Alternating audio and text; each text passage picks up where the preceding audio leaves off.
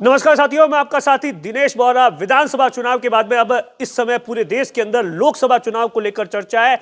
BJP हो या कांग्रेस, तमाम पार्टियों ने लोकसभा चुनाव की तैयारी शुरू कर दी है और इसी बीच राजस्थान के अंदर बीजेपी मिशन 25 पर कामकाज कर रही है। और आप देखिए, राजस्थान के अंदर चाहे 14 हो या 19 हो, लगातार बीजेपी तीसरी बार हैट्रिक लगाने की प्लानिंग कर रही है। और इसीलिए आप देखिए, लगातार बाड़मेर जैसलमेर से, जहां पर आप देखिए 14 के अंदर बीजेपी जीती, 19 के अंदर जीती, और अब जब 24 की बारी है, तमाम चाहे कैलाश चौधरी हो, वो आप देख रहे थे कि 3-4 दिन पहले लगातार एकदम सक्रिय हो गए थे। पूरे बाड़मेर और जैसलमेर के अंदर एक धूम धड़ाके के साथ में जुलूस भी निकाला था।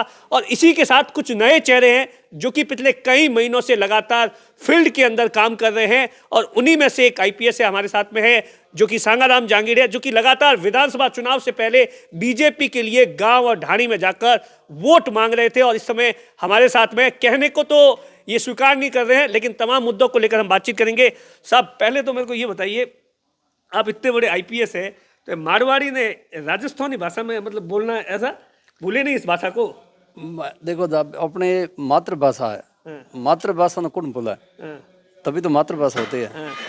मातृभाषा और मातृभूमि, माँ इसके ऊपर लगता है, बाकी सब पैतृक बात मार होता है। तो मातृभाषा और मातृभूमि, तो इसको कोई नहीं भूल सकता, और इसके लिए लगाव करे को तमिलनाडु ना। तो ये वातावरण अलग है, तमिलनाडु है, वो वातावरण अलग है, तो भूल जाया करे आमतौर में। देखो यहाँ है कि आदमी ना परिस्थिति रात है, एडजस्ट करना पड़ा है। तमिलनाडु में होता है, जैसे मैं अभी भी जाऊँ तो तमिलनाडु में तमिल भाषा बोलनी पड़े, तो तमिल बिल्कुल फ्लुएंट है, वो बोला। कई अफसरों, कई दूसरे लोगों से इंग्लिश में बोलनी पड़े, वो बोला। हिंदी तो वहाँ चलती नहीं है। और मारवाड़ी है तो अपने लोगों, हमारे घर में भी मारवाड़ी बोला। हाँ, ये जो है ये तो लोगों से आगे आगे भाषा है आगे, तो ये मोटा, ये जन्मया, ये मोटा हुआ, तो ये भाषा तो है ही भाषा। मन बड़ी खुशी हुई, मतलब थे बोलता था, बातचीत करता था। हाँ। तो सब चुनाव दी मनमों की कढ़ाई चुनाव साहब यूँ होता कि सर्विस देखी तो ज़्यादा एक्टिव होता। मतलब ये क्या मेहनत भी करते, टाइम वेस्ट नहीं करना, कोई न कोई काम करना, लोगों और सेवा करना, सरकारी नौकरी में बहुत सेवा करना करता रहा। अब मैं रिटायर होने बाद में यह हुआ कि बिल्कुल एकदम फ्री हो गया, कहीं काम नहीं है, बेकार बैठा हुआ। तो जब आप इतनी सेवा की लोगों ने उस नौकरी के जरिए, तो अब क्यों ना यहाँ भी किसी और तरीके से सेवा करना ट्राई करें। तो मैं कई तरह से, मैं कुछ कोचिंग के लिए भी ट्राई किया बच्चों के, कुछ मैं यहाँ कॉलेजेस में, स्कूलों में, हॉस्टलों में जाता हूँ, और वो जाए हूँ, बच्चों बात करा, उन्होंने थोड़ा गाइडेंस करने की कोशिश करा।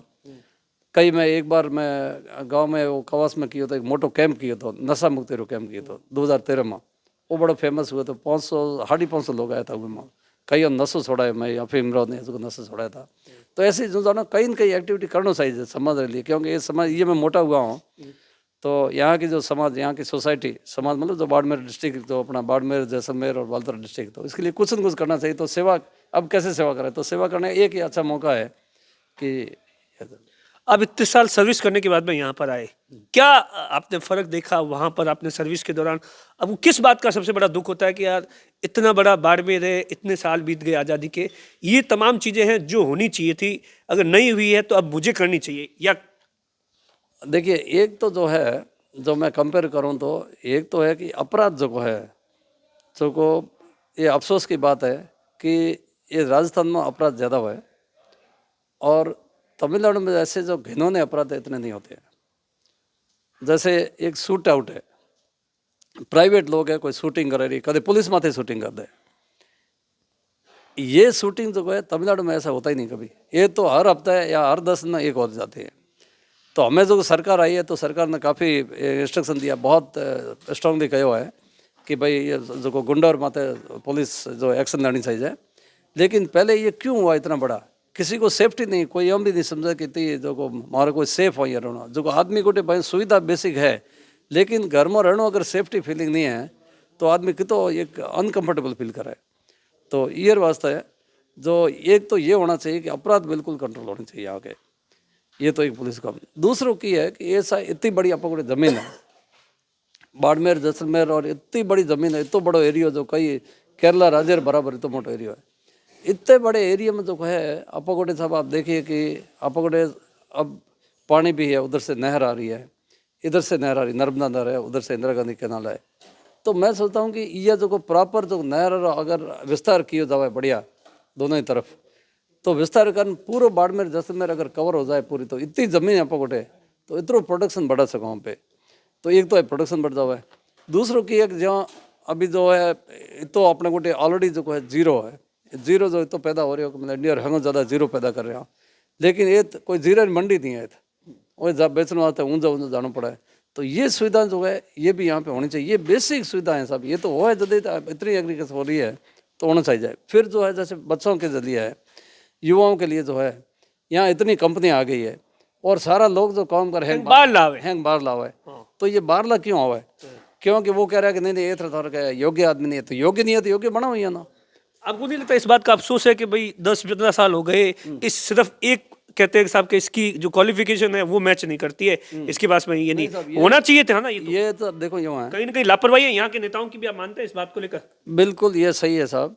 जब मैं बताऊं, जब जो टाटा इंस्टीट्यूट जब खुली थी सबसे पहले वहाँ पे जमशेदपुर में, तो उन्हें कहा कि ये मैं खोल यहाँ लेकिन मोनो इंजीनियर की जरूरत पड़े, इंजीनियर के तो ना विदेशों में लाऊं तो बहुत महंगा पड़ा है।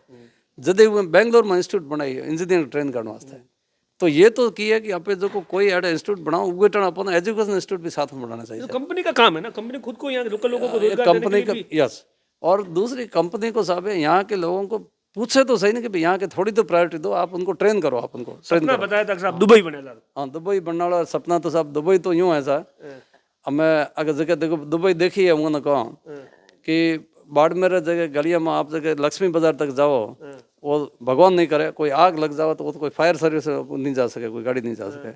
दुबई एडी है कोई, मैं दुबई देखे आया था वहाँ दुबई। तो ये अनफॉर्चुनेटली अपने जमीन ली नहीं जिकेटन साहब, जिके किसानों जमीन ली उन्होंने बताया तो कि साहब थोड़ी जमीन लिया तो थाने ए करोला कियो कहीं नहीं। हाँ ये अब इसका कारण ये है कि साहब जमीन ली जदे तो उन्होंने कंपनियों वास्ते ली साहब, हमें वो इतना बड़ा प्रोडक्शन हो रही हो। आप देखो जो तेल है इंडिया रो 25%, 1/4 जो है सिर्फ अपने हित हो रही है, एक जो है कर रही है वेदांता।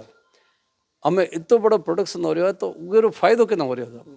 अपने जो हजारों सालों जो ये जमीन रक्षा की थी उगे जमीन वो फायदो उठा रहा है, तो उगे फायदा जो कम CSR है, मतलब 1-2% खर्च भी होना चाहिए। एक आधो नहीं, वो CSR 2.5% जो रूल है सरकार रो, वो CSR के जाओ फायदो तो है, नुकसान तो की जमीन तेल आ रही हो फ्री में आ रही हो है, बाकी फ्री मतलब उंगार जो खर्चो है मशीन माते बट पैया दिन तो तेल नहीं ले रहा, तो जमीन तो फ्री दे रही है तेल, तो उगे में फायदो तो है।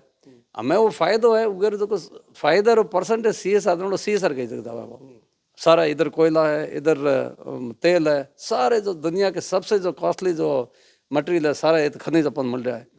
इं खनिज में इतो जो मिल रहा है इतो फायदा हो रहा है, उगर पैया के जाओ था। अब CSR अगर करो तो ये गांव बिल्कुल खुशहाल हो जाते, आज तक गाँव स्कूल बन जाते, रोड सब दूसरे ढंग से बन जाते, कई सारे नेता सेट कर दिया साहब। हाँ ये जाए कोई मैं देखो कोई स्कूल में जान कोई प्याऊ बनायो माथे बोर्ड लगड़ो कि ये कंपनी जो प्याऊ बनाए साहब, एक प्याऊ बनाने वास्ते साहब कोई यहाँ पे एक कोई दुकानदार ने कहो तो वो एक प्याऊ बना देता है, उगर वास्ते कोई एक बड़ा मोटा बोर्ड लगाना यार। तो ये सब ये CSR बहुत CSR और ये धंधा देने वाला ये दो काम कंपनियों करना बहुत जरूरी है साहब। ब्यूरोक्रेसी अलग चीज है, नेतागिरी अलग चीज है, जब हम कितना फर्क लागो थे। कहीं फर्क को नहीं है, दोनों में सेवा अगर ईमानदारी से देखा जाए तो दोनों में कोई फर्क नहीं है, दोनों ही सेवा के लिए होते हैं। ब्यूरोक्रेट सरकारी नौकरी दे तनख्वाह लेना करे सेवा, और जो जनप्रतिनिधि होती है उम्र भी तनख्वाह वह है, लेकिन वो उसके हिसाब से उनको सेवा करनी होती है। अब जो जब दोनों को ही तनख्वाह मिलती है, दोनों का ही पर्पज अगर सेवा करने का जनता का है, तो फिर फर्क क्या हुआ? फिर भाई सिर्फ ये फर्क है कि जो जनता का प्रतिनिधि बिना नेतागिरी से डेवलपमेंट नहीं कर सकते हो आप अगर जो आप जब तक चाहे विधायक नहीं बनोगे या सांसद नहीं बनोगे तो उस इलाके का डेवलपमेंट नहीं हो सकता है। मतलब जो मैं यही कह रहा था कि इसमें फर्क सिर्फ यहाँ पे आता है कि सेवा तो दोनों करनी होती है, दोनों को भी तनख्वाह भी मिलती है, लेकिन फर्क यहाँ पे आता है कि ये कानून बना हुआ है, प्रतिनिधि जनप्रतिनिधि कानून बना हुआ है, और सरकारी नौकर है कानून लागू करे, इम्प्लीमेंट करे। तो हमें कानून बनाना, रूल्स बनाना, जाए सरकार ने कहना कि मारे जो लोकल जो प्रॉब्लम है इन थे कहीं फंड्स अलॉट करो, इन कोई सुविधा बनाओ, वो तो करे तो ये लागू है करते बस है।